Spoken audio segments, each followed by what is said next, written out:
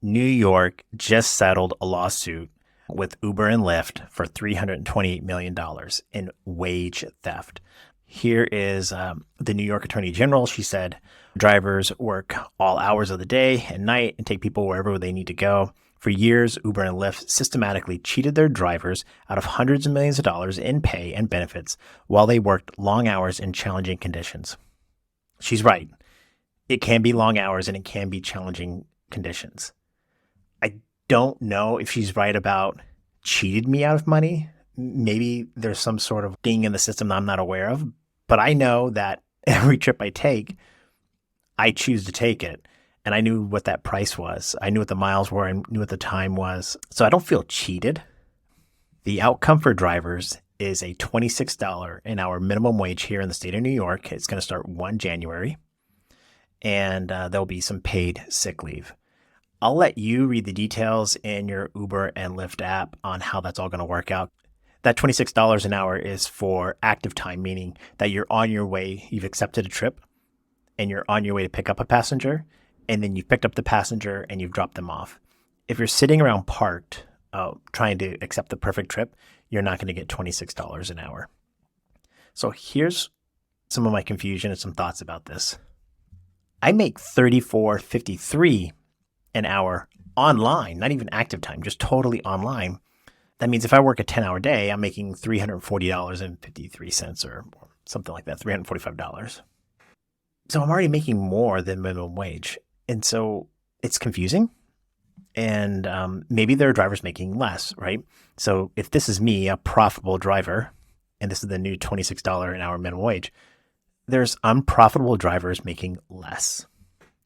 I don't know why. My assumption could be that they drive in bad markets, or they drive at bad hours, or they're just not good at picking the right trips.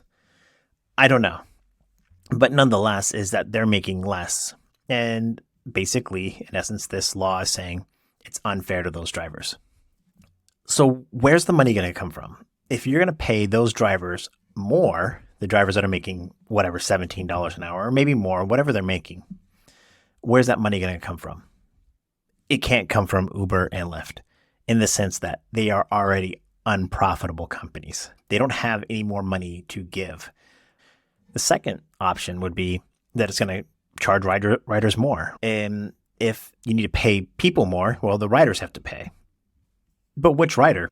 Will it be this rider who paid $26 and I made $22 to do a 1 mile trip? Or will it be this driver who paid $9 or roughly $10 to do the exact same trip? Just depending upon the time of day, surging, etc. I don't know. But my assumption would be that this driver may pay a little bit more, but how much they need to pay to cover that difference, I don't know. But this rider is already price sensitive.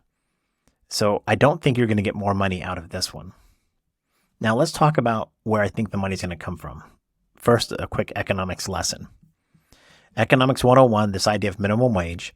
Here's your price on this side over here, and here's the number of trips, the quantity. And so supply of drivers.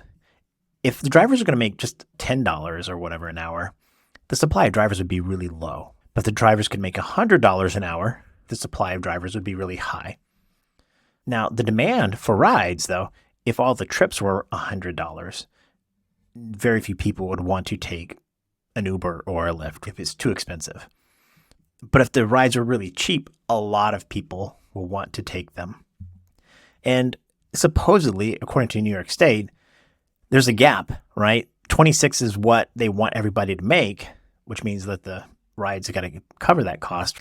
But it's less. I don't know. Maybe it's 20 and maybe it's 1 million trips a day or whatever the number is. So there's some sort of shortfall right here to that new minimum wage. So if we raise the minimum wage to $26, the supply of drivers is going to increase because drivers will know they're going to make more money. The drivers that were not profitable. But the demand for trips, which means an increased price, will actually decrease because riders don't want to pay more. They have other options. They can carpool, they could catch the bus, they could walk. So the demand will decrease. And that's going to create this artificial unemployment. There'll be more drivers, less trips, And that means there'll be drivers that are parked. And that's not necessarily a good thing, right? More drivers in each one of our markets means we're going to get less trips. There'll be less surges. And that's not a good thing. So where will the money come from? Minimum wage will likely increase the supply of drivers online. Uber and Lyft may make some cuts, but not likely. Riders will pay more, but not likely. The additional income will likely come from profitable drivers. And not just drivers here in my market. If I'm making 34 and the minimum wage is now 26, and some people are making 17, it's not going to just come from me here in Syracuse. It'll come across all of New York State. And in fact, it's going to come from profitable drivers all across the US, right? So instead of you making $20 on that trip, you might make $19.50 now to cover that delta that the New York State is requiring Uber and Lyft to pay. There's going to be a transfer of money from the profitable drivers to the unprofitable drivers. That's what I'm predicting.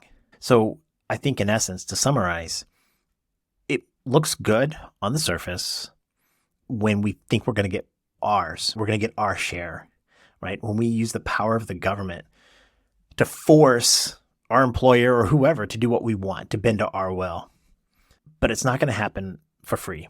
There's going to be a price to pay. And my gut feeling is, the economics behind it is, the profitable drivers, those of you who are probably paying attention to this channel, those of you who are actually doing really well and that like what you do for a living, you're the one that's going to pay.